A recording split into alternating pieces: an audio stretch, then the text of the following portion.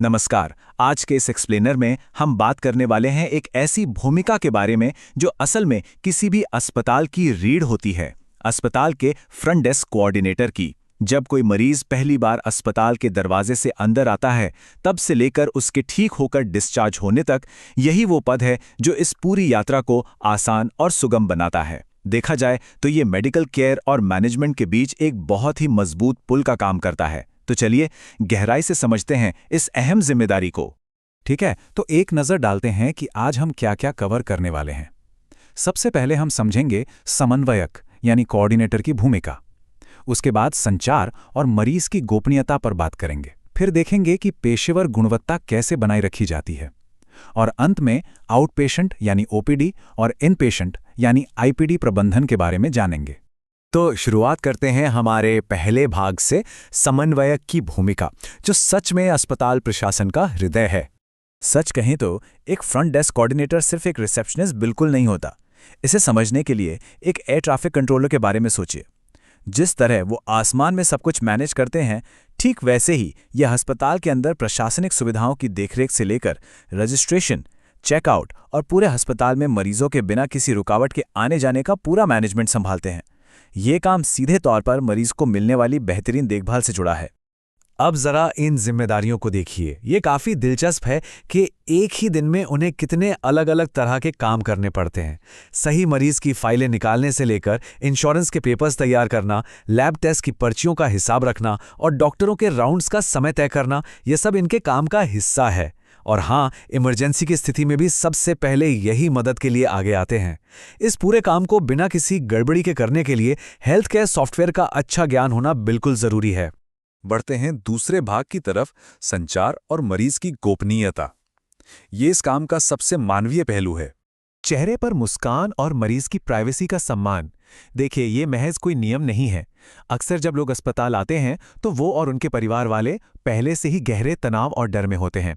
ऐसे नाजुक वक्त में फ्रंट डेस्क पर बैठा इंसान अगर शांत स्वभाव और धीमी आवाज में बात करे तो माहौल का तनाव अपने आप आधा हो जाता है। ये उन्हें सुरक्षित महसूस कराने का सबसे असरदार तरीका है। कम्युनिकेशन चाहे आमने सामने हो, फोन पर चल रहा हो या फिर लिखित में हो, स्पष्टता बहुत जरूरी है। और प्राइवेसी को लेकर तो नियम एकदम सख्त हैं। बिल और इलाज की जानकारी पूरी तरह गोपनीय रखी जानी चाहिए। सिर्फ वही बातें शेयर की जा सकती हैं जिनकी अनुमति हो। और एक बात, अगर कभी लगे कि कोई स्थिति आउट ऑफ कंट्रोल हो रही है तो सीनियर से मदद मांगना कोई कमजोरी नहीं बल्कि एक शानदार टीम वर्क की निशानी है। तीसरा भाग है पेशेवर गुणवत्ता बनाए रखना, यानी सही मानसिकता और काम की डिलीवरी। यहाँ जो दो तरह के माइंडसेट दिख रहे हैं ना, वो किसी भी कोऑर्डिनेटर के लिए एक तरह से सर्वाइवल स्किल हैं।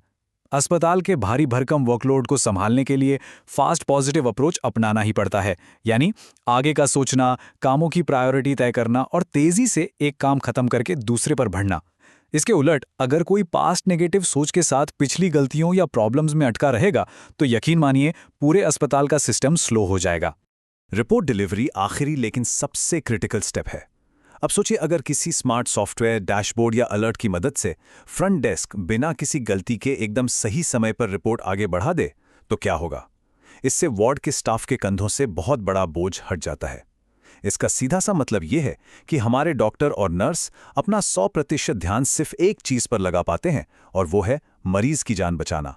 चलिए अब आते हैं चौथे भाग पर, ओपीडी यानी आउट पेशेंट डिपार्टमेंट का step by step management. OPD वो जगह है जहां मरीज डॉक्टर को दिखाते हैं और उसी दिन घर लौट जाते हैं। इसलिए यहां सारा खेल स्पीड का है। मरीज के आते ही 5 से 7 मिनट के अंदर अटेंडेंस रजिस्टर करना, जरूरत पड़ने पर वार्ड बॉय के जरिए तुरंत व्हीलचेयर देना, महज 3 से 4 मिनट में कंसल्टेशन का सेटअप तैयार करना और पुरानी मेडिकल फाइलें या रेफरल स्लिप मांगना, ये सब कुछ पलक झपकते और बिल्कुल सटीकता के साथ होना चाहिए। और ये चीज़ बहुत अच्छे से दिखाती है कि कैसे सही प्रशासनिक काम सीधे सीधे डॉक्टर के काम को आसान बनाता है।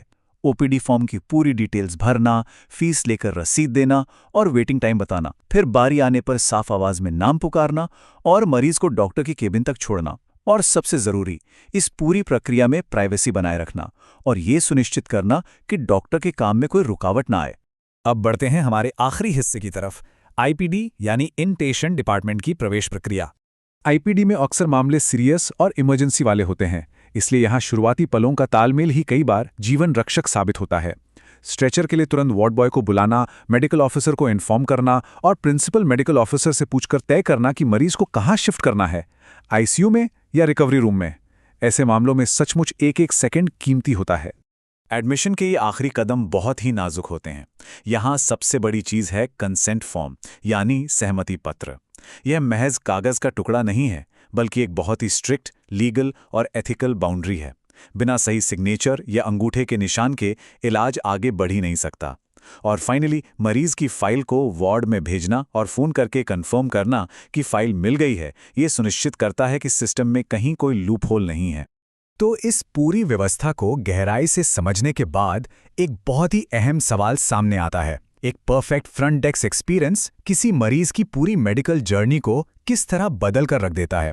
सोचिए, अगर शुरुआत ही बिना किसी गड़बड़ी और पूरे भरोसे के साथ हो तो आधा तनाव तो वहीं खत्म हो जाता है। फ्रंट डेस्क कोऑर्डिनेटर सिर्फ फॉर्म और फाइलें नहीं संभालते, वो दरअसल एक बेहतरीन और सुरक्षित चिकित्सा देखभाल की नींव रखते हैं। इस एक्सप्लेनर में हमारे साथ जुड़ने के लिए आपका बहुत बहुत धन्यवाद।